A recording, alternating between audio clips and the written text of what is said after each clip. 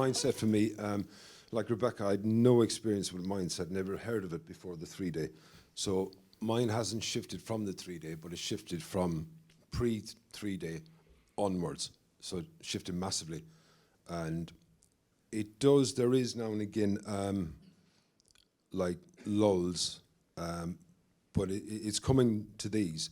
It's not necessarily all about what Steve says on stage, but it's mingling with everybody else, and I think you walk away from it, you're re-energized, and it's a buzz again, and that keeps you going for another couple of months. It's like a drug, basically. It does keep you going, and there is. I mean, my confidence has grown massively, and I'm fine with that.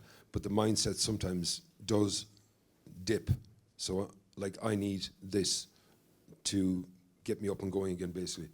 So there's peaks and troughs. I can't remember who asked that. Yeah, that's it for me. And do you know there was a time where Shane said you would never ever get me on a stage, so don't ask?